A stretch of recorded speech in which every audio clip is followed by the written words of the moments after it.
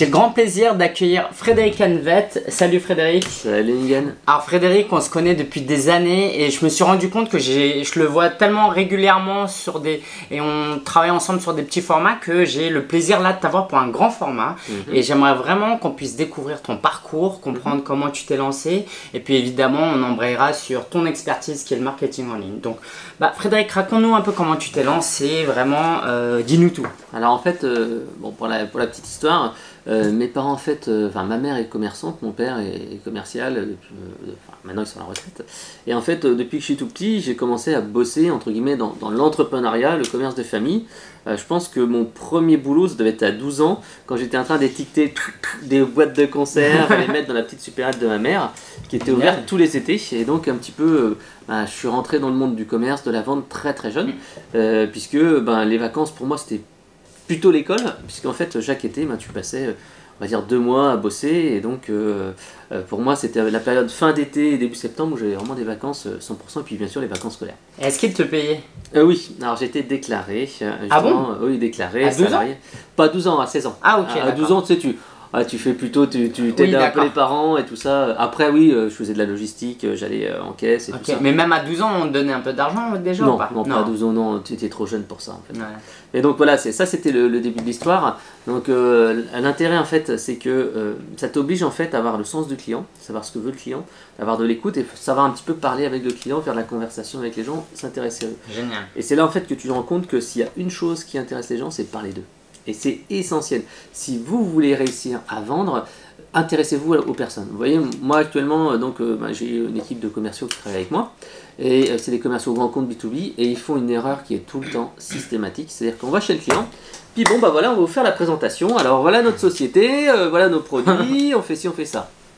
Stop, déjà on s'arrête là. Généralement sur une réunion, moi quand je commence sur des formats courts. C'est-à-dire que je ne vais pas commencer sur un format 1 heure de presse, je vais déjà faire ça vous donnera une petite astuce, une séquence d'autorépondeurs, des prospects que j'ai récupérés. Alors bien sûr c'est du prospect froid. Si tu as du prospect chaud et des gens qui t'invitent à venir chez toi, tu vas faire une qualification avant. Mais si tu as des formulaires qui viennent sur ton site internet et que tu as des demandes, comme moi j'en ai tous les jours, j'ai une petite dizaine de leads pour ma boîte là, pas perso mais ma boîte pro qui arrive, et en fait j'ai des séquences d'autorépondeurs qui arrivent et j'ai un super message, c'est celui qui marche le mieux et qui cartonne le mieux. Je mets dans l'objet, c'est rendez-vous pour un rendez-vous sur le pilotage de l'expérience client, et dans le message je dis bonjour prénom, j'ai des disponibilités cette semaine, est-ce qu'on peut se voir pour un rendez-vous de 30 minutes? Donc en fait la personne pense que c'est un vrai rendez-vous avec lui et se dit merde putain j'ai oublié le rendez-vous. Donc ça c'est un truc qui marche très bien, et donc la personne m'appelle derrière et juste derrière elle dit ok d'accord je veux bien, j'ai un petit peu de temps de cette semaine, etc. Donc première chose, un rendez-vous sans risque, 30 minutes. Ensuite, quand la personne me répond, j'ai pas envie de perdre du temps avec des gens qui sont pas intéressés, qui sont pas chauds. Je leur dis ok d'accord, pour préparer la réunion, est-ce que vous pourriez me dire en quelques mots quels sont vos objectifs, vos besoins, comme ça me permettra de faire une présentation qui s'adapte exactement à ce que vous voulez. Tac. Et là en fait tu filtres, tu dis non, ça c'est bon, ça c'est pas bon, etc., etc. Lors de la présentation, quand tu vas voir en fait les gens, tu vas commencer par la découverte, il faut écouter le client. Et en fait, il ne faut pas démarrer, voilà la société, ceci, cela. Moi je vais toujours dans l'ordre du jour, voilà ce qu'on va faire. On va passer 5 minutes où je vais vous présenter l'entreprise et ce qu'on fait, et ensuite on va passer 15 minutes à vous écouter, et ensuite derrière, en fait tout simplement je vais vous parler de ce que je peux faire pour vous. Et ce qui est bien, c'est que quand la personne t'aura en fait présenté ses problèmes, tu vas adapter ton discours derrière. Bien sûr. Et il n'y a pas longtemps, j'étais avec Geodis, qui est une grosse boîte qui travaille, qui est une filiale de la Poste. C'est une filiale de la Poste. Okay. Donc en fait, c'est tous les gens qui te livrent les colis, Maison du Monde, Amazon et compagnie. Donc en fait, voilà, justement c'est ce qui s'est passé, on avait 3 heures de réunion, 2 heures, 3 heures de réunion, et donc en fait, moi je suis passé un petit peu derrière, et justement, j'étais en train de refaire mes slides pendant que la personne était en train de parler, carrément. Et puis après tu refais tes slides, mais voilà, c'est exactement ça mais regardez comme vous, et en fait ça permet de rebondir. Okay. Je dis, comme vous le disiez tout à l'heure, vous l'avez dit tout à l'heure, machin, c'est ce qu'on voulait, et le mec il dit, mais c'est exactement ça qu'il me fallait. Bah ouais, et c'est ce que tu disais, les gens ils ont envie de se sentir concernés, valorisés, avoir de l'attention sur eux quoi. Alors juste, on revient un peu en arrière. Vous l'avez compris, Frédéric est un passionné, expert, auteur du livre Le Growth Hacking chez Juno. Et revenons un peu en arrière. Alors, et raconte-nous un peu tes études. Alors à partir de 16 ans, quelle étude t'as fait En fait, qu'est-ce qui t'a amené là où tu es aujourd'hui? Parce que voilà, qu'est-ce qui t'a amené là où tu es en aujourd'hui? fait, c'est très simple. Comme j'ai travaillé dans le commerce donc, pendant longtemps, mais sincèrement, ça m'a saoulé parce qu'en fait, le commerce, c'est 7 jours sur 7. Et c'est vrai que je me souviens quand j'étais jeune, quand j'avais 16 ans, tu vois, tu sortais en boîte de nuit jusqu'à 4-5 heures du matin, et puis le lendemain, à 8 heures, fallait te lever. J'ai jamais fait ça. Pas très frais, et allez, c'est parti pour une journée de boulot. Une fois ou deux, ça m'est même arrivé d'être malade et aller vomir dans les cartons. Et après revenir avec un petit coup d'eau. Non, ça va très bien. Enfin bref. Donc c'est la jeunesse. Voilà, donc j'ai fait tout ça. Puis après, sincèrement, je savais pas quoi faire quand j'étais petit. J'ai eu la chance en fait que mon père m'offre justement vers mes 12 ans un ordinateur, un Thomson TO9. Et c'est vrai que l'informatique, ça m'a toujours passionné avec mon frère. On se battait pour faire de l'ordinateur tout le temps. Et en fait, voilà, je savais pas quoi faire. J'ai fait des études les plus générales possibles. En disant bac B, machin. Voilà, je n'étais pas un scientifique, je suis plutôt un littéraire, mais malheureusement, j'ai pas eu la chance d'avoir des bons profs en primaire, et donc je suis mauvais en orthographe. Et pourtant, j'anime un des premiers blogs en France et je fais 10 000 visiteurs par jour et j'écris conseilmarketing.com. Voilà. Ouais. Donc ça veut dire que même si vous avez des problèmes, c'est pas un souci, puisqu'en fait on peut toujours compenser, s'améliorer, etc. Ok, alors comment ça t'a amené jusque là? Donc voilà, 18 ans, je sais pas quoi faire, j'ai le bac, machin, et puis je commence à faire des trucs un peu généralistes. Donc j'ai fait un DUT GEA parce que c'était un petit peu encore assez classique, gestion des entreprises d'administration avec un peu de compta, un peu de vente. Puis après donc j'ai fait ça et puis je savais pas quoi faire. Et puis là c'est assez marrant, t'as un de mes potes, parce que moi je voulais faire un truc encore dans la vente, parce que la vente et le commerce, parce que c'est un peu ce que je connaissais par cœur.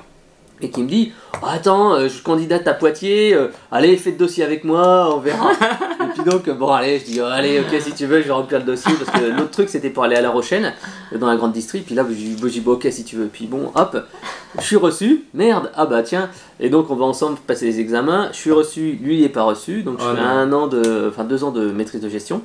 Et puis après, la maîtrise de gestion, c'est sympa, on a fait la grosse stuff, t'es encore un généraliste. Et là, j'ai fait l'armée. Et en fait, à l'armée, tu te retrouves à glandouiller le soir, tu te lèves à 5h, 6h de maths, mais après le soir, à partir de 17h, 18h, tu fais plus rien. Attends, donc, c'était ton service militaire obligatoire? Ouais, parce qu'en fait, après la maîtrise, j'ai essayé de faire un DSS marketing, mais sincèrement, je n'ai pas été très bon, et un master en marketing pour maintenant. Et j'étais pas très bon, donc en fait, j'ai préparé ça un peu par-dessus la jambe, et voilà. Les profs n'étaient pas bons. Si t'étais pas bon, c'est qu'à mon avis, les profs n'étaient pas bons. C'est pas ça, c'est qu'en fait, j'ai pas du tout préparé les dossiers, les rapports. J'étais persuadé que j'aurais été pris derrière et tout ça. Je me dis, bon, je vais pas me faire chier, attends, je vais réussir à être pris, etc. Et en fait, non. Donc je me suis retrouvé un petit peu comme ça, le bec dans l'eau à la rentrée, en n'ayant rien à faire, sachant que j'avais le service, donc j'ai fait le service militaire. Et là, j'ai commencé à réfléchir. C'est un peu le moment du bilan de compétences. Et en fait, moi, ce que je conseille toujours à quelqu'un, faire un bilan de compétences, quand tu fais tes études à un moment clé de ta vie, et tu te dis mais qu'est-ce que je veux faire, etc. Et c'est là que je me suis dit merde Fred, toi ce qui t'intéresse en fait c'est plutôt le marketing, c'est plutôt la création de produits, c'est plutôt les jeux vidéo, les logiciels, et par contre tout ce qui est compta et tout ça, moi ça me saoulait un peu. Donc je me dis, ok Fred, ta bonne résolution, qu'est-ce que c'est? Tu vas bosser dans le domaine des jeux vidéo. Et donc en fait, après ça, en fait, j'ai fait tout mon maximum, j'ai travaillé sur le dossier, j'ai candidaté à plein de trucs et tout ça. Et finalement, donc j'ai été pris en Death Market, et puis je travaillais dans les jeux vidéo, etc. Et après les jeux vidéo, où j'ai fait quasiment presque 1 an, j'ai bossé en fait dans une startup qui vendait des logiciels et des jeux vidéo sur Internet. Et là, en fait, ça m'a appris en fait le rythme de travail, et surtout en fait, alors c'est plus vrai maintenant, mais à l'époque, une année de start-up, ça valait 2 années de la vie réelle, parce qu'en fait, ça allait tellement vite, et en fait, tu avais tellement une autonomie, tu devais te démerder tout seul que... C'était en quelle année? C'était dans les années 2000, juste avant la bulle qui s'éclate, c'était en 99-2000. Et donc en fait c'était vraiment intéressant parce que là tu as appris un max de trucs, et c'est quand tu retournais dans les entreprises normales, tu te rends compte que les gens ils sont très très lents. Et pareil quand tu es entrepreneur et blogueur etc, tu vois que les gens sont en retard par rapport aux tendances du marketing, et 2 extrêmement lents, il y a des risques, des validations et tout ça. Et moi ce que je dis toujours, et c'est ce que je fais toujours maintenant, c'est ne demandez jamais la permission. Demandez pardon. Et c'est vraiment essentiel dans toute votre vie. Si vous voulez véritablement avancer dans la vie, que ce soit en tant que salarié, entrepreneur ou tout et n'importe quoi, ne dites pas, mais attendez, il faut que je voie avec mon chef, ou il faut que je voie machin. Faites plutôt une erreur, donc demandez pardon, et si vous êtes trompé, que demander la permission. Et c'est en fait dans pas mal de jobs, au début moi j'étais un peu comme ça, je n'osais pas, parce que je disais mais il faut que je demande à mon chef, etc. Maintenant je préfère dire ok, je prends l'initiative, je fais le truc, proactif, même si je me plante, c'est pas grave, pardon, bah c'est pas grave. L'intention était bonne. Voilà, l'intention était bonne, et puis de toute façon, vaut mieux tester que de rien faire. Et ça, en fait, les gens ils adorent parce que si tu dois attendre l'aval de quelqu'un, tu finiras jamais. Parce qu'en plus, quelquefois, de toute façon, ton supérieur, ils peuvent pas vraiment te donner l'autorisation, donc mieux vaut que tu le testes. Exactement. Sans même un exemple, il n'y a pas très longtemps. Donc en fait, on avait un souci au niveau de la relance des prospects. On a fait pas mal de salons, on a eu des gens qui sont venus, qui sont inscrits, qui ont donné leur numéro de téléphone, etc. Le problème, c'est que quand tu as, on va dire, 500 personnes qui sont inscrites et tu dois les relancer, et que tu n'as qu'une petite équipe de commerciaux, bah, ça va me prendre du temps. Donc en fait, je me dis, bah, attends, comment on va pouvoir faire ça? Et j'ai utilisé en fait le système des messages vocaux, c'est-à-dire que tu vas utiliser une solution comme par exemple VMS Online, qui permet en fait d'enregistrer un message. Tu dis bonjour, je m'appelle Frédéric, vous avez participé à notre salon il n'y a pas longtemps, est-ce que vous pourriez me dire si vous étiez intéressé pour tel truc? Donc tu enregistres ce message-là sur ton téléphone, tu le copies, tu le mets sur l'ordinateur, tu l'envoies comme si c'était un SMS, ça arrive en tant que message sur le répondeur, la personne n'entend même pas le téléphone sonner, elle voit juste qu'il y a un message, dit ah, qui c'est ce gars-là? Et elle pense que tu l'as appelé, qu'elle a oublié le message en fait. C'est super efficace, c'est un taux de lecture important. Donc ça permet en fait d'appeler en 3 secondes, grosso modo ça concerne chez nous 25% des formulaires enregistrés. Il y a à peu près énorme. 75% où c'est des gens qui sont, comment dire, peut-être pas 75%, on va dire 60% des gens mettent un fixe, 40% mettent un smartphone. Et donc en fait tu les appelles au téléphone comme ça, et ça te permet de faire un premier tri et d'aller comme ça et choper uniquement les gens qui sont vraiment chauds. Donc voilà, donc ça c'est, voilà, et en fait pour la petite histoire, donc mon boss, il a dit sur un coin de table, ah ouais pourquoi pas, on pourrait tester, bon bah je l'ai fait, j'ai acheté, tac. En fait, le truc ça coûte 10 centimes, 15 centimes d'euros l'envoi, et ça te permet de faire relancer 300 personnes en une demi-journée. Bon, après il y a ton portable qui sonne, hein, parce que forcément les gens ils disent ah, vous m'avez appelé, ça m'intéresserait justement, j'ai pas le temps de vous rappeler, etc., etc. Donc un bon truc, quand vous faites un salon, un événement et que vous allez récupérer des 06, faites ça. Je le fais également.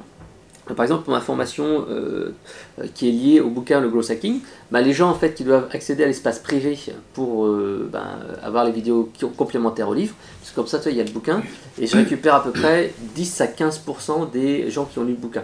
Alors, l'erreur que j'ai faite, c'est que j'ai pas trop mis en avant ce truc-là, parce qu'en fait, on était en pleine écriture de bouquin, j'avais pas fait l'espace membre et tout ça, et donc ça n'a pas été très bien valorisé. Mais donc voilà, j'ai 10-15% des gens qui s'inscrivent et je leur mets en obligatoire le numéro de téléphone. Donc ce qui permet après de pouvoir les relancer derrière. Donc en fait, un nouveau canal qui est super pratique. Énorme. On peut le faire aussi en SMS. Hein, voilà. Bah ouais, parce que taux d'ouverture énorme, encore une fois, les SMS, les messages vocaux. Tout le monde lit les SMS. Ouais. T'as 80-90%. Après, quand on voit des SMS promo, grosso modo, tu peux compter entre 20 et 40% de véritables actions ou de réponses. Ce qui est déjà pas mal. Donc alors, voilà. Alors, revenons-en à ton histoire. Alors, mon histoire, donc en fait, c'était... voilà, je me suis dit, les jeux vidéo, voilà, c'est génial. J'ai travaillé dans une startup, et là, dans une startup, vraiment, tu apprends à te débrouiller. Tu t'apprends à être autonome, etc. Et ça, c'est quelque chose qui sert énormément.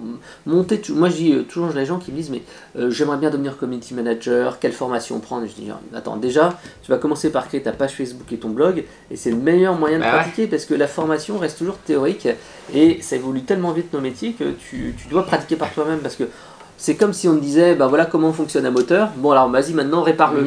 Ah non mais si t'es pas amusé un peu, tu n'y arriveras jamais. Oui, c'est pas comme si tu voulais être chirurgien. Là, ouvrir une page Facebook, un compte Twitter, ça se fait en 10 minutes. Quoi. Voilà exactement. Et puis en fait tu as une courbe d'apprentissage. Les personnes qui n'ont pas encore commencé à apprendre des bases, ils ont une courbe qui est assez longue. Donc toi, s'il y a un petit moment, tu as déjà une courbe d'apprentissage où tu as commencé à apprendre, tu n'es plus en bas de la courbe, mais tu es en haut de la courbe et tu pourras progresser plus facilement. Ok, super. Et donc, du coup alors donc du coup, après, voilà, les startups ont fait un peu start down, comme dans beaucoup de secteurs. Donc à ce moment-là, comme j'étais en bon relationnel avec un éditeur de logiciels de gestion qui s'appelait Ciel à l'époque, parce qu'on vendait leurs applications. Une énorme boîte. Ouais, c'était une boîte qui fait des milliards et des milliards, en fait des milliers de salariés, des dizaines de milliers de salariés. On était 1500 à un moment en France. Et donc en fait ils m'ont dit viens nous rejoindre, on a besoin d'un product manager qui connaît bien comme toi la compta, la gestion, le marketing, blablabla. Donc je les ai rejoints et puis je me suis occupé comme ça de pas mal de produits. Et puis en fait j'ai eu un choc. c'est grosso modo, ça va être en 2004-2005. Donc j'avais toujours un assistant chef de produit qui était avec moi, qui m'aidait. Et puis bon, moi qui venais des startups, je me disais, bon attends, ça va, je connais un peu tout. Et en 2004, j'ai un assistant qui est venu, c'est Guillaume Bretin, je m'en souviendrai toujours. Et en fait, le mec, il me montrait des sites que je connaissais pas sur Internet, il me montrait des nouveaux outils. Je me dis, merde, putain Fred, t'étais au top. Et là maintenant, en fait, il y a un petit jeune qui sort de l'école, qui en connaît plus que toi sur certains aspects du marketing, surtout le marketing online. Je dis, oh putain Fred. Et donc en fait, ça m'a dit, putain, ouvre les yeux un peu. C'est pour ça que je vous dis qu'il faut tout le temps vous former, tout le temps être ouvert. Et le fait de tenir un blog à titre professionnel vous permet en fait de vous obliger à parler d'actualité, à réfléchir et tout ça. Et moi en fait, le fait d'avoir écrit mon bouquin, le Growth Hacking, ça m'a obligé à me spécialiser en Growth Hacking, et ça m'oblige maintenant, parce que j'ai une formation continue qui se fait tous les mois, et je suis obligé d'écrire du contenu tous les mois, 2 heures de vidéo. Wow. Donc ça m'oblige en fait à monter en compétence, à avoir toujours des astuces, etc. Donc ça c'est vraiment un top, parce que ça t'oblige à te auto-former. Donc le blog, même si c'est pas un truc que vous faites pour les autres, faites-le pour vous. C'est important. Donc voilà. Donc, c'est à ce moment-là que tu lances un blog? Alors je lance un blog, ça doit être en 2008 que je mon blog. C'est peut-être en 2008, ouais. Enfin, vers ces eaux-là, peut-être 2007. Enfin bref. Ok. Donc voilà, donc à l'époque les blogs étaient quasiment pas connus, c'était vraiment le début. Mais en fait la source véritablement de ce blog, c'était un projet avec 2 potes, parce qu'en fait j'avais 2 potes qui étaient développeurs, et ils m'ont dit, attends, nous on s'est développé, toi tu es chef de produit, attends, on devrait pouvoir à nous faire un truc. En plus c'est des super développeurs, ils sont très très très bons. Et puis on a dit, bah ouais, ok. Et puis on s'est dit à l'époque, qu'est-ce qui marche bien? Et c'était le début de Mythique et tout ça. Et on s'est dit, ouais, les sites de rencontres. Nous aussi, à l'époque, on était célibataires. Et donc, voilà, j'ai dit, ok, très bien, on va Banco. joindre l'utile à l'agréable. Voilà, Banco. Et donc, j'ai monté, donc il y avait mon blog marketing, où j'avais écrit quelques petits trucs comme ça. Donc, c'était déjà conseil marketing Ouais, sur Blogger, en fait, à l'époque, Blogspot. J'avais écrit 2-3 trucs comme ça, un petit peu pour m'amuser, parce que c'est mon pote, mon stagiaire, mon assistant qui m'avait dit ça. Mon assistant. Et donc j'ai monté comme ça, on a acheté un nom de domaine, et j'ai créé un blog pour préparer la sortie. Donc c'était un blog sur la drague, la rencontre, la séduction, tout ça. Et eux, ils étaient censés créer le site. Et en fait, le problème, c'est quand tu travailles avec des amis et que tu n'as pas une expérience d'entrepreneur, et ben en fait, tu restes beaucoup sur la théorie. Donc moi, j'avançais sur la théorie, le plan marketing, etc., etc. Eux, ils développaient, mais sauf que ils voulaient toujours réinventer la roue, ils voulaient toujours créer une super base de données qui serait valable en X langages, avec la fonction inédite. Et là, en fait, avec le recul, je disais, mais non, il aurait fallu se concentrer sur ce qu'on appelle le Minimum Viable Product, le MVP. C'est-à-dire que quelle est la fonction essentielle qu'on va mettre en place, et on se concentre là-dessus, et on ne va pas faire toutes les fonctionnalités annexes. Parce que le gros problème actuellement de tout ce qui est logiciel, tout ce qui est application et tout ça, c'est que les gens, en fait, ils pensent qu'en ajoutant le plus de choses possibles dans leur truc, ça va plaire encore plus. Ce qui est exactement l'inverse. Quand tu fais, par exemple, moi j'ai sorti une app mobile il n'y a pas longtemps, et pour le boulot cette fois, et en fait je me suis concentré sur les fonctions essentielles et j'ai pas été chercher les trucs qu'il y a autour. Et surtout il faut écouter le client. Et donc par exemple pour mon projet là que j'ai sorti en app mobile, comment s'est déroulé le projet? Tout simplement j'ai interviewé une quinzaine de nos clients au téléphone via Skype avec des entretiens qui durent à peu près une trentaine de minutes à chaque fois. Alors je disais voilà, au début, quelles sont vos peurs? Quels sont vos rêves, qu'est-ce que vous aimeriez avoir, etc., etc.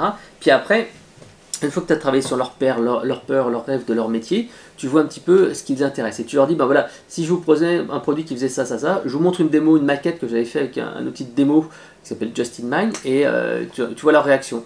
Ah ouais, non, ça me plaît, non, ça me plaît pas, machin, etc. Et comme ça, tu affines au fur et à mesure ta maquette, et avec ces entretiens qualitatifs-là, tu vois si tu valides le truc. Après, il y a la pertinence du marché, parce que là, tu valides un concept, mais parfois, en fait, les gens n'ont pas ce qu'on appelle un feedback honnête. C'est-à-dire qu'en fait, quand ils savent que c'est toi, que c'est ton produit, parfois, ils ont tendance à se dire, ouais, c'est pas mal. Donc, à la fin, il faut toujours dire, dans ces entretiens qualitatifs, est-ce que vous l'achèteriez?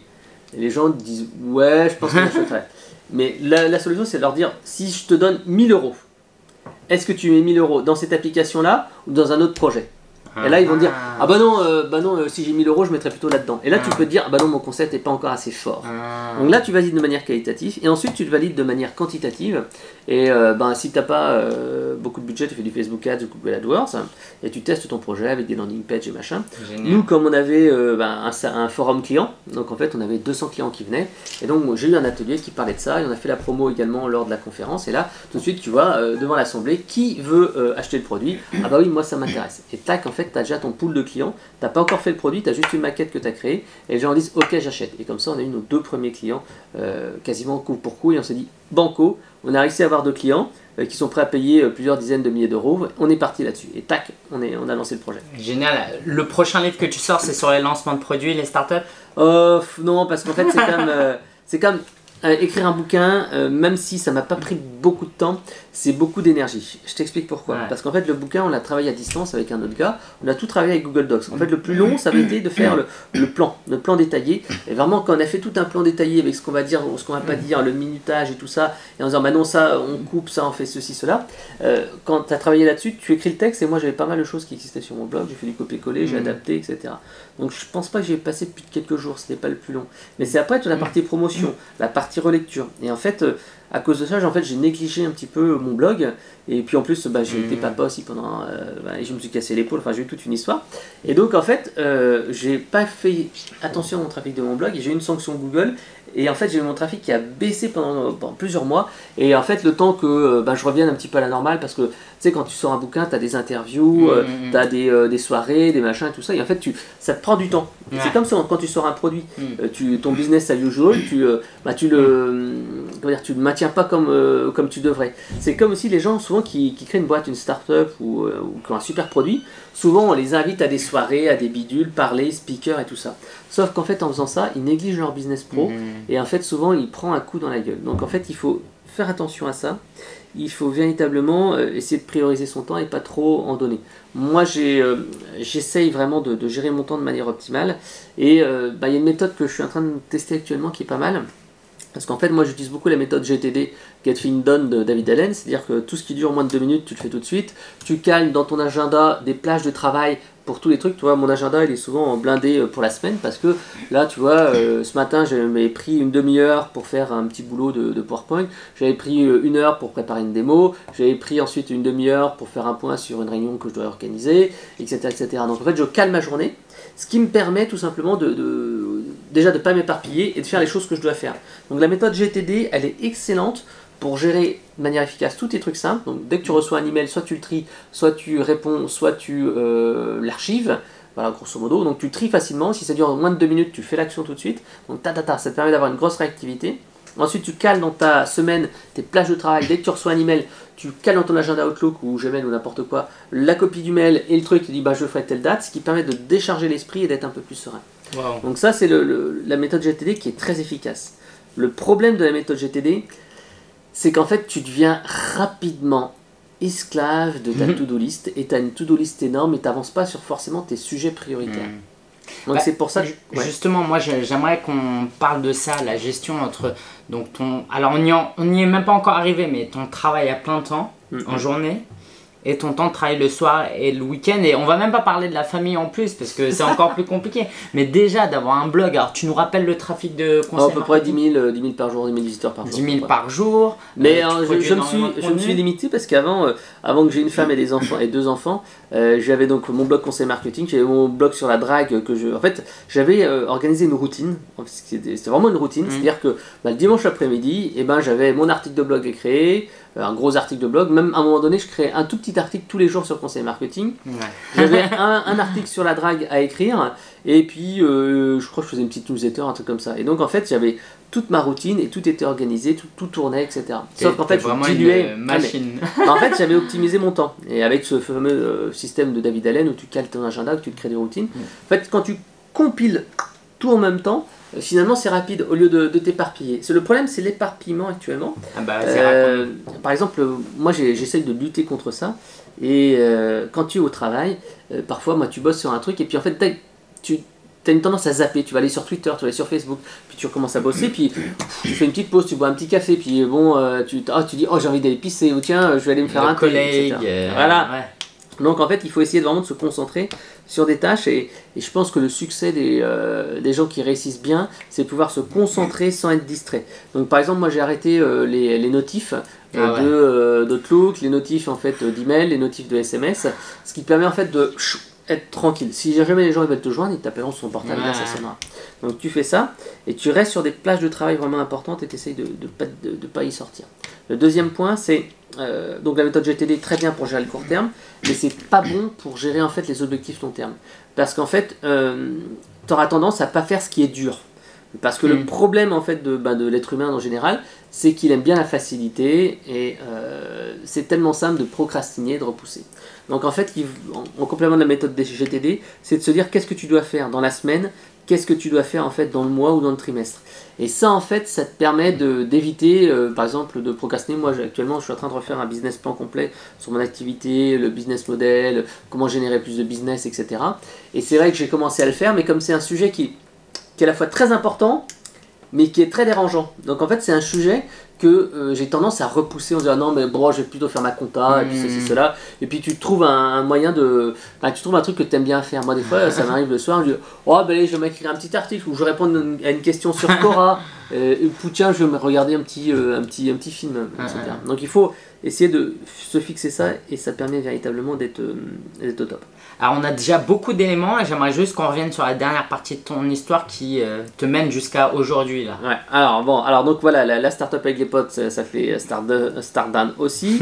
Donc je me suis retrouvé product manager, donc bien payé avec des belles missions, des déplacements à l'étranger, un poste qui était une boîte en plus qui était super comment dire, super promoteur quoi. En fait, les années, je les ai pas vues passer. J'ai passé quasiment 13 ans là-bas et chaque année, tu as tellement de pression, tellement de trucs que tu étais dans une machine. En fait, tu as déjà vu un rat qui court dans une roue là et tu es comme ça. Et donc tu arrives le matin, même fois ça m'est arrivé de me retrouver à midi et pas avoir eu le temps de pisser ou alors trop speed, faire des réunions de travail.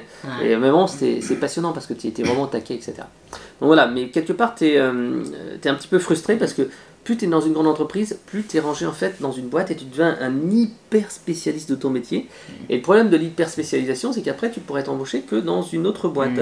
Et en plus, c'est hyper frustrant parce que moi qui connais le marketing au sens large, j'étais vraiment frustré depuis le début de mon boulot de product manager à pas pouvoir dire au mec de la com, putain, mais ce que tu fais c'est de la merde quoi. Ou alors, moi j'avais chez nous il y a du marketing digital, ils ont jamais su animer un blog, ils ont jamais su animer les médias sociaux jusqu'à il y a quelques années. Et donc tu dis, c'est pas possible. Et donc en fait, avoir mon propre business à côté, c'était donc cette volonté de pouvoir faire un truc que j'aime. Et deuxième chose, comme je disais, mes parents étant commerçants, j'ai toujours été habitué à monter mon business. Entre temps, j'ai monté aussi un magazine avec un pote. On a fait à peu près 6-7 numéros d'un magazine sur les smartphones, les consoles. Magazine papier ? Papier, ouais. Waouh. Ouais, ça s'appelait Mobiles. Mais en fait, malheureusement, on l'a lancé juste au moment où la presse commençait à tomber. Et donc, on a fait quelques numéros. C'était une belle histoire aussi. Et la moralité de ça, c'est qu'en fait, le cash, c'est véritablement le carburant de l'entreprise. Et parfois, il faut savoir se dire aussi stop ou encore, ou faire un bilan de son activité. Parce qu'en fait, j'ai bossé avec un pote qui était journaliste, et il m'a dit, tiens, moi j'ai besoin de toi pour faire un peu de market, pour écrire des articles et tout ça. Et moi en fait, j'ai pas forcément les finances, mais je saurais écrire des articles et tout ça. Et je connais un peu comment ça marche, le milieu de l'impression et tout ça. Et donc en fait, on s'est lancé, mais à la fleur au fusil. Mon pote, il avait fait au début imprimer en France, qui était super cher, alors qu'en Belgique c'était beaucoup moins cher. Au début, on n'a pas su un petit peu notre positionnement. Enfin bon, on a tâtonné, et puis au bout d'un an, quasiment, on avait tout grillé le cash. Et c'est la question, on s'est dit, ok, stop ou encore.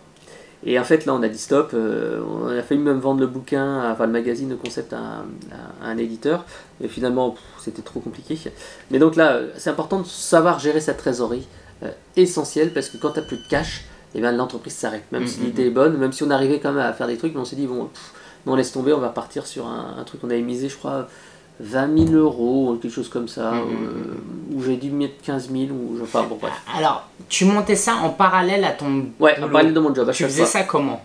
En fait, c'est simple. Moi, je travaille comme beaucoup au travail. Tu vois, je fais grosso modo du 9h15 jusqu'à 19h30. Avant, je faisais même plus qu'à l'époque de la startup. à 21h30 tous les soirs, et le samedi, même on a fait à Noël, envoyer des colis, enfin, pas le truc. Donc en fait, ce qui est important, c'est d'aller optimiser son temps quand tu rentres chez toi. Il y a quelques temps, donc j'étais célibataire, donc c'était beaucoup plus simple. J'avais calé en fait dans mon agenda des dates où je me disais, bah là je bosse, là je me fais plaisir. Et j'ai géré aussi des priorités par année. Donc c'est-à-dire que bah, une année, je me disais, bon voilà, je me donne pendant 1 an pour travailler sur mon blog et je restreins mes sorties. Mais par contre, le samedi soir, c'est toujours grosse soirée. Le jeudi soir, c'est toujours grosse soirée. Mais lundi, mardi, mercredi, ben là, c'est boulot. Et tu te donnes en fait des créneaux de travail. Ce qui est important, c'est pas trop en faire. Parce que si tu en fais trop, qu'est-ce qui se passe? Tu vas te démotiver. Et moi, je me suis rendu compte, par exemple, que le soir, j'arrive pas à bosser correctement avant 21h30. Si je bosse avant 21h30, qu'est-ce qui se passe? J'aurais tendance à aller sur YouTube, regarder une vidéo, faire un truc et ceci, cela. Alors que maintenant, j'ai décidé d'assumer. Et donc, jusqu'à 21h30, bah, je vais avec ma femme, ma fille, on discute et tout ça. Puis à 21h30, je dis, bon, ok, d'accord. Allez, c'est fini, maintenant je bosse. Et voilà. Ce qui est important, c'est... Jusqu'à quelle heure? Oh, ça dépend, minuit. Maintenant, c'est un peu plus compliqué, ma fille ayant 5 mois. Et qu'elle me réveille à 6h du matin, c'est plus compliqué. Mais voilà, tu as des périodes de calme en plus. Et surtout, j'essaye de ne pas être distrait. Je mets pas la musique, je mets pas de... Avant, je mettais des reportages télé, je mettais des trucs. Non, je reste vraiment en mode concentration. J'essaye de me concentrer sur ce qui va vraiment apporter de la valeur. Parce que c'est facile de se disperser et de se dire bah, ok, bah, je fais un truc utile, mais non, ça ne va pas forcément aider à ton business. Voilà. Donc ça, c'est vraiment important. Donc, et aussi optimiser son temps. Par exemple, tu vois, quand j'étais chez Sedge, tous les matins en allant au boulot, j'avais un trajet entre le métro et le boulot d'à peu près 7 minutes. Et pendant les 7 minutes, je faisais un petit podcast sur le trajet. Et là, en fait, bah, j'ai commencé un petit peu à le refaire. Bah, normalement, vous devriez voir bientôt des nouvelles vidéos qui vont être faites bah, sur le trajet entre chez moi et le boulot. Donc voilà, optimiser son temps, être focus, travailler sur ce qui est important et surtout se mettre la pression. Alors comment tu te mets la pression? C'est-à-dire que soit tu te mets la pression en disant bah tiens je vais devoir faire ça parce que je l'ai annoncé sur mon blog ou je sors un article toutes les semaines. Enfin, il faut se mettre une routine et une pression qui t'obligera à faire un certain nombre de choses. Parce que le problème parfois quand tu es salarié, c'est que tu n'as pas la pression ou quand tu es consultant, bah, tu es chez toi et puis de toute façon bon, c'est fait, c'est pas fait. Bon, ça ne change pas tant que voilà. Et donc là il faut se mettre la pression en disant tiens mon objectif c'est faire ça. Ou alors ma routine c'est écrire un article à telle date, à telle date, à telle date. Alors t'en penses quoi du thème de la passion? Est-ce qu'on doit se lancer dans quelque chose qui nous passionne? C'est quoi ton avis? Alors, c'est la question. Je suis mitigé là-dessus. Autant en fait, si tu as la passion comme moi, tu ne verras pas passer ton temps. C'est-à-dire que tu vas y consacrer du temps, tu vas être super bon dans ton domaine, tu vas vraiment apprécier. Le problème de travailler pour la passion, enfin il y en a deux. Le premier en fait, c'est quand tu es passionné, bah, tu as parfois une tendance à te sous-estimer, à te sous-valoriser, et en fait tu vas pas accepter de payer cher, tu vas offrir des choses, etc. Or en fait tu apportes de la valeur et c'est normal que les gens en fait ils payent pour ça. J'avais jamais vu ça comme ça. Ben si, c'est important parce que moi je vois, j'ai encore eu hier soir un gars qui me dit tiens est-ce que je peux t'appeler, je vais monter une boîte, est-ce que tu fais du coaching? Je dis non je fais pas de coaching, j'ai plus le temps actuellement. Il dit ouais mais est-ce qu'on peut s'appeler un quart d'heure? Je dis ok si tu veux tu m'appelles pendant les transports, j'ai une demi-heure de battement, tu m'appelles. Et puis voilà, et en fait je dis bah, il me dit ouais tiens je suis dans telle situation, j'ai besoin de faire ceci cela. Je dis bon ok alors je te réponds, tu peux faire ci, tu peux faire ça, tiens t'as tel outil, blablabla. Ça en fait c'est sympa mais tu fais une réponse de passionné. Je lui ai donné une demi-heure de coaching gratos. Alors que normalement tu dirais bah attends prends ma formation vidéo ou alors fais ceci cela. Donc c'est le problème en fait du passionné. Le deuxième problème en fait du passionné, c'est qu'en fait toutes les passions ne sont pas rentables. Tu peux dire voilà par exemple je connais quelqu'un qui est dans le domaine artistique. Et ben le problème c'est que ok tu veux bien monter un blog sur l'art ou la broderie ou des choses comme ça, mais vas-y gagner de l'argent. Ou alors faut trouver un business model qui fonctionne. Voilà, en fait c'est ça, c'est que quand on est passionné, il faut aussi avoir l'intelligence, les connaissances, les compétences, et il faut peut-être aller voir plus loin et explorer plus loin. Ouais, alors déjà ce qui est compliqué, c'est que souvent les passionnés sont des salariés. Être salarié et entrepreneur, c'est pas la même chose. Salarié, en fait, tu es payé à passer du temps dans l'entreprise. C'est ça, en fait, le business model. Tu vends ton temps. Or, le problème, c'est que quand tu es entrepreneur, tu vends plus ton temps. Tu vends du résultat. Enfin, du résultat, tu dois dégager du chiffre d'affaires. Si t'as beau avoir passé toute la journée devant ton écran à faire des trucs, ou toute ta journée dans le magasin, ou toute ta journée sur un salon, ou je ne sais quoi, si tu n'as pas vendu, ben, tu n'as pas fait ton boulot. Et moi, je connais un gars, tiens, voilà, qui était un ancien collègue de bureau chez Sage. En fait, ben, il était salarié pendant des années. Et puis, il a eu une restructuration dans la boîte, il est parti. Et il a monté son truc de coach. Qu'est-ce qu'il a fait? Donc il a eu un beau pactole, il a eu vraiment beaucoup d'argent, de quoi tenir 1-2 ans facilement. Et donc qu'est-ce qu'il a fait? Il a commencé par se former au coaching, ensuite il a passé du temps à créer sa société, à faire sa plaquette, à faire ses cartes de visite, et on se retrouve 1 an et demi plus tard, et je dis bah ok d'accord mais t'en es où? Ah bah là je viens d'avoir l'agrément pour être formateur agréé. Je dis mais attends mais t'as combien de clients? Ah celui que j'ai eu la dernière fois là où j'ai fait un peu de formation et puis bon là j'ai des pistes. Je dis mais attends mais arrête un peu de passer du temps à faire ta plaquette, ton site internet, ton logo et tout ça, mais trouve des clients, fais du business, t'es pas salarié.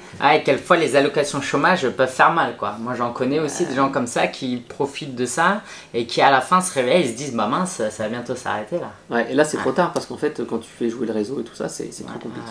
Donc entrepreneur salarié, c'est très différent. Il y a un truc que tu m'as dit un jour qui m'a vraiment marqué, c'est que dans ta journée, quand tu es sur ton blog, tu te dis toujours qu'est-ce que je fais aujourd'hui qui me rapporte de l'argent. Voilà, en fait, c'est se dire tous les 4 heures, quand tu es indépendant, est-ce que j'ai fait quelque chose qui allait me rapporter du pognon? Est-ce que c'est par exemple un emailing? Sur le court terme. Voilà, court terme. Est-ce que c'est par exemple envoyer un emailing? Est-ce que c'est créer un produit? Est-ce que c'est faire une optimisation de la conversion du site internet? Est-ce que c'est faire un tweet sur un truc, etc. etc. Donc c'est vraiment important. Puis c'est également travailler en mode business model. Moi je le dis vraiment, là tu vois je suis en train de retravailler tout ce qui est conversion et tout ce qui est business. Parce qu'en fait je stagne, je vois que je stagne, je suis à 45 000 de chiffre d'affaires pour une activité à temps partiel, je fais 10-15 000 de bénéfices chaque année, mais ça fait déjà plusieurs années où je stagne. Alors des fois je diminue des choses, j'augmente des trucs, mais ça arrive toujours à peu près à ce niveau-là. Alors ça fait un complément de salaire qui est assez sympa, mais je stagne. Et donc en fait, il faut que je passe en fait à la vitesse supérieure. Et pour ça, il faut accepter donc de revoir les choses. Par exemple, vendre des produits plus chers, revoir la gamme de produits, revoir la conversion, revoir ceci, cela, et se remettre en question. Et il y a plein de gens comme ça qui ne savent pas se remettre en question. Tellement et c'est pour ça que dans mon bouquin, de le growth hacking, je mets en avant ce qu'on appelle le tunnel AAR. AAR, en fait, c'est tout simplement faire un tunnel. Alors, c'est pas vraiment un tunnel parce qu'en fait on parle plutôt d'entonnoir. En fait tu vas diviser en fait tes ventes avec ici un petit entonnoir. Alors non c'est pas un pubis, c'est un entonnoir des ventes. Donc en fait ici qu'est-ce que tu as? Tu as ici le nombre de prospects que tu vas générer. Et donc en fait tu vas prospecter par exemple, c'est des gens qui vont venir sur ton site internet. Ou alors si tu as un restaurant, c'est les gens qui passent devant ton restaurant. Et donc après tu as des prospects. Ce qui est important c'est soit en fait les récupérer leurs coordonnées si tu les inscris à ta newsletter et ensuite vendre, soit en fait quand tu es dans un restaurant, c'est les gens qui rentrent dans le restaurant. Et donc tu vas te dire ok, comment je peux faire pour qu'il y ait plus de gens qui rentrent dans le restaurant? Ensuite une fois qu'il y a des gens qui sont dans le restaurant, est-ce qu'ils vont revenir régulièrement? Comment je vais faire pour qu'ils reviennent? Ensuite si j'ai un blog, comment je vais faire pour garder les gens, par exemple ma formation vidéo comme toi en abonnement? Comment je vais faire après pour faire du bouche-oreille, pour qu'ils en parlent aux autres, et comment je vais pouvoir augmenter mon revenu, faire de l'upsell, du cross-sell et tout ça. Donc en fait tu dois modéliser ton activité, et ça c'est valable pour n'importe quoi. Par exemple là dans la boîte pour laquelle je bosse actuellement, on génère énormément de prospects, sauf que derrière la conversion est minable. En fait on a un tunnel où il y a qui est comme ça, et comme ça en fait, où tu as beaucoup de prospects, mais en fait derrière on fait très peu de démos, on fait très peu de présentations. Dans ces démos présentations, on en gagne quand même pas mal, on a un pourcentage de concrétisation qui est bien, puis après on arrive un peu à faire du parrainage, du bouche à oreille et un tout petit peu d'upsell, mais finalement le problème il est là-haut, c'est-à-dire qu'en fait on a une mauvaise gestion des leads, et c'est pour ça que je te parlais de relancer par VMS Online, les messages vocaux, améliorer la conversion, mettre du message en autorépondeur, faire du face-to-face, enfin bref. Tu dois analyser ton activité, c'est valable partout. Et c'est ce que j'ai fait chez moi, pour mon blog à moi. Je dis, mais attends Fred, tu as 10 milliers de visiteurs, déjà essaye d'avoir un meilleur taux de conversion. J'étais à 1 et quelques et je suis passé à 2 et quelques. Qui s'inscrivent à ta newsletter. Qui m'inscrivent à ma newsletter, ce qui est pas mal parce que sincèrement,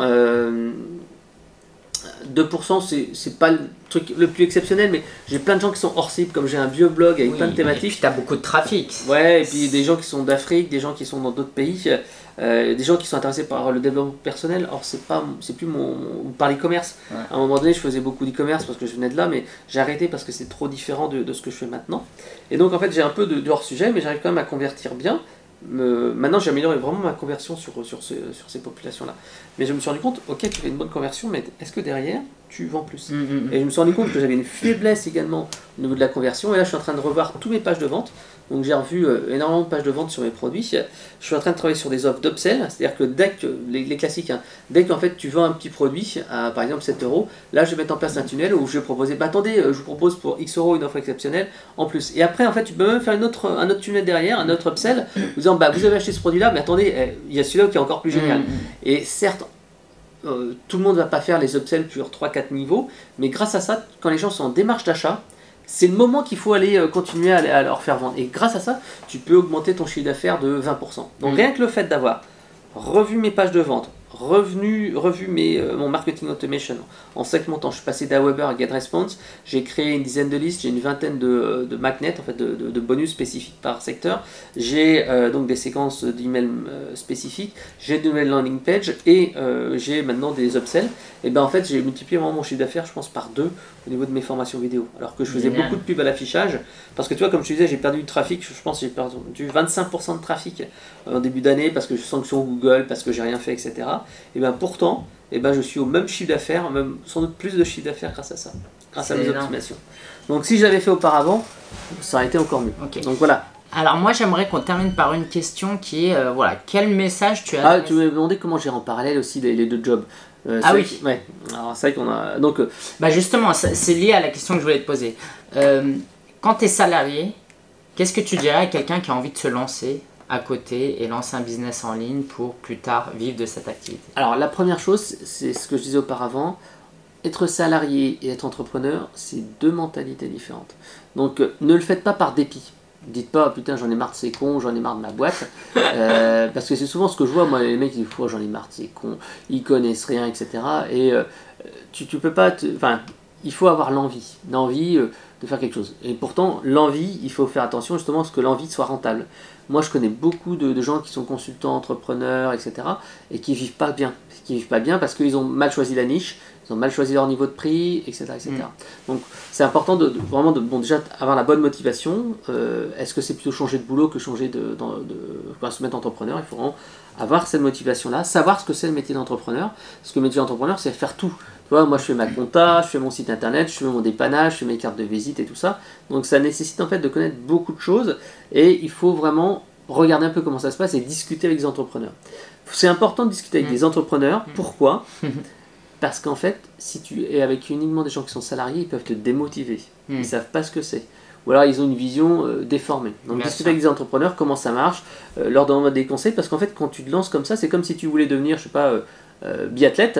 En fait tu vas pas te lancer comme ça en étant biathlète, tu vas essayer un petit peu de comprendre un peu comment ça marche et voilà, avoir des conseils d'experts. Donc ça c'est la première chose. Ensuite, quand tu es dans ton entreprise, fais-le en side business. C'est ce qui marche le mieux. C'est-à-dire qu'en fait tu vas te réserver du temps, que ce soit toutes les semaines ou tous les jours. Moi je vous conseille plutôt c'est de travailler en fait en plage de travail.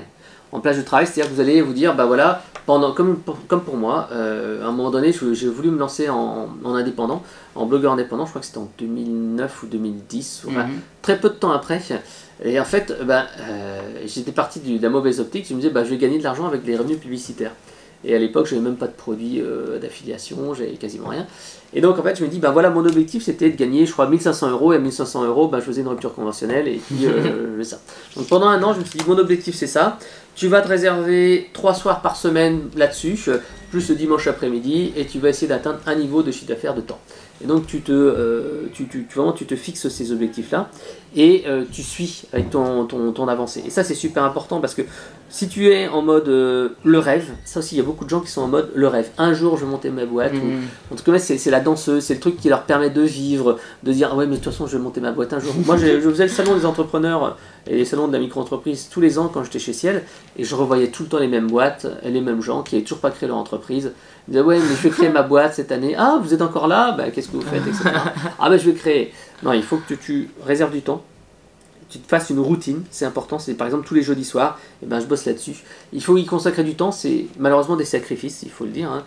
Faut pas remettre de côté sa famille, mais il faut expliquer, voilà, ma chérie ou machin, voilà, je vais arrêter de faire ça, je vais arrêter de regarder la télé ensemble, tel truc. Moi j'ai plus de télé depuis déjà des années, ça fait peut-être 10 ans. Donc la télé c'est un bouffeur de temps, les jeux vidéo aussi, il faut se faire plaisir mais il ne faut pas non plus se faire bouffer avec des trucs qui servent à rien. Donc Ok. réserver du temps, faire une routine, se définir des objectifs, se faire des milestones, c'est-à-dire des étapes clés, et donc commencer ton side business. Et donc tu rencontres aussi un petit peu des gens dans ton secteur d'activité, tu discutes un peu, tu essayes d'avoir le plus tôt possible tes clients. Si tu as des clients, déjà, ça montre que c'est plutôt positif, si les gens te demandent des prestats, etc. Donc tu fais ça.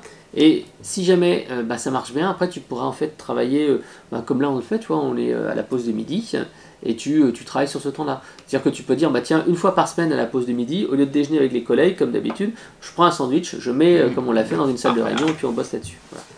Super, merci Frédéric. Un dernier mot pour terminer. Donc, je rappelle, hein, Frédéric, retrouvez-le sur conseilmarketing.com.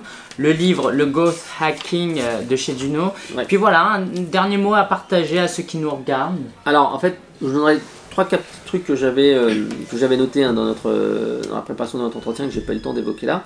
C'est n'essayez pas la perfection.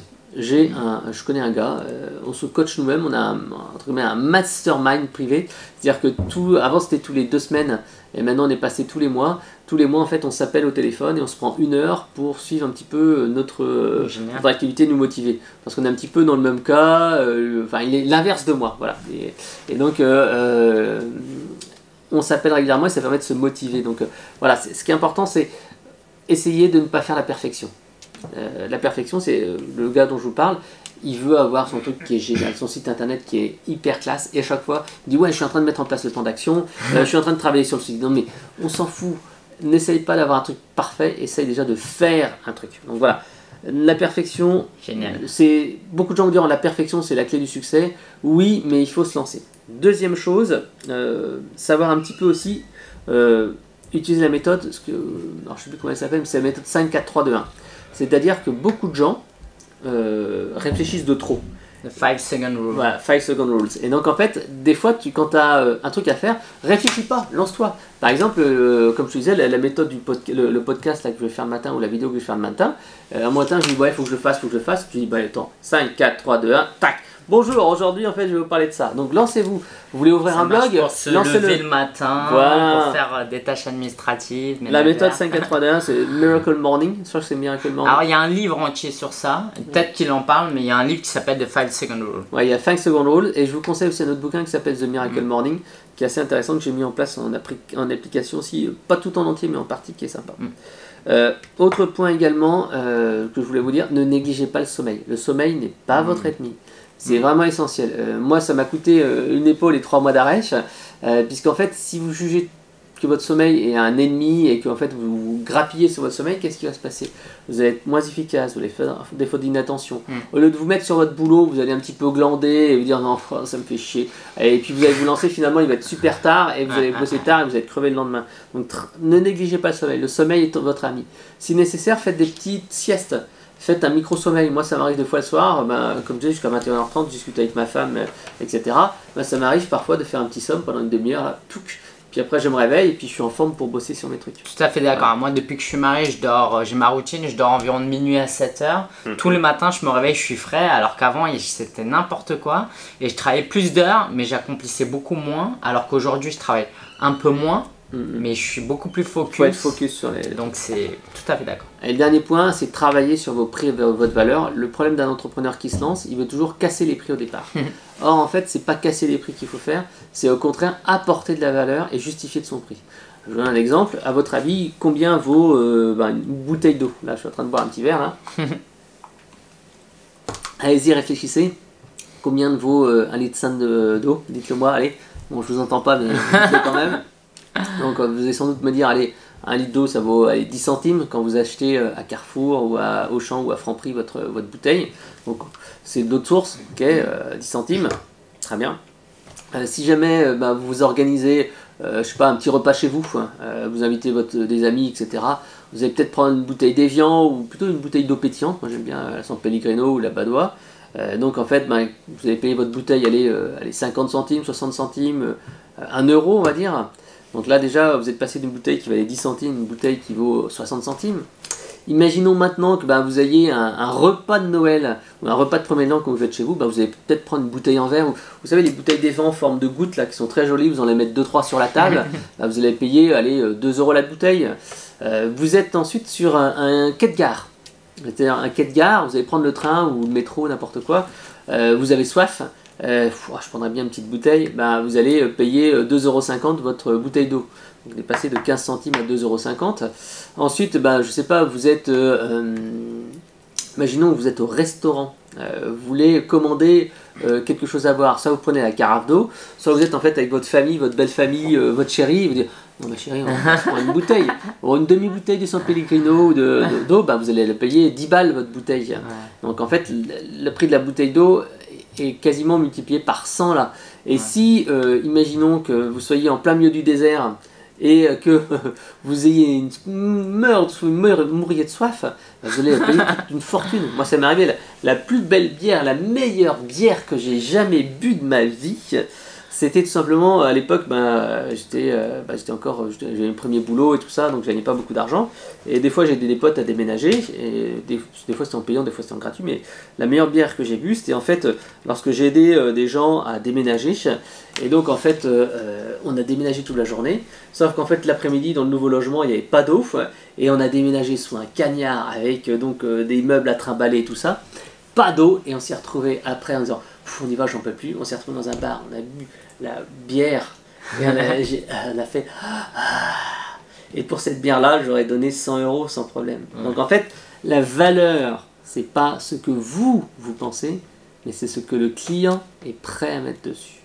Et plus en fait vous serez prêt à jouer sur les émotions, la valeur que vous apportez, plus vous pourrez faire payer cher les gens. Donc n'essayez pas d'avoir un ancrage de prix, et essayez plutôt de parler en valeur.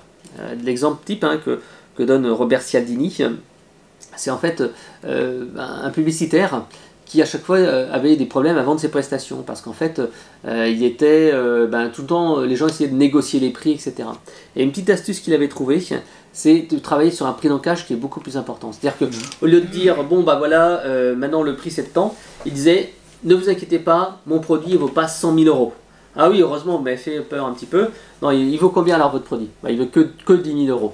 Ah, que 10 000 €? Oh, ok, d'accord, ça va. Donc en fait, c'est parler d'abord sur un prix qui est totalement fou, totalement exagéré, pour rendre beaucoup plus acceptable en fait le prix derrière. Voilà, donc le prix, la valeur est essentielle. Travaillez pas sur le low cost. C'est tout ce que font les entrepreneurs qui débutent. Et à chaque fois, en fait, ils se cassent les dents parce qu'ils ne sont pas rentables. Travaillez sur la valeur que vous allez apporter. Qu'est-ce que sont prêts à acheter les gens et qu'est-ce qu'ils sont prêts à mettre le plus d'argent pour eux, qu'est-ce qui a le plus d'importance, qu'est-ce qui résout le plus de problèmes, le plus d'urgence, le plus de besoins, qu'est-ce qui met de l'émotion. Voilà. Ça sera vraiment un truc essentiel à retenir. Super, merci beaucoup Fred. Ciao, ciao. Merci pour tout. Conseilmarketing.com et le livre Le Growth Hacking.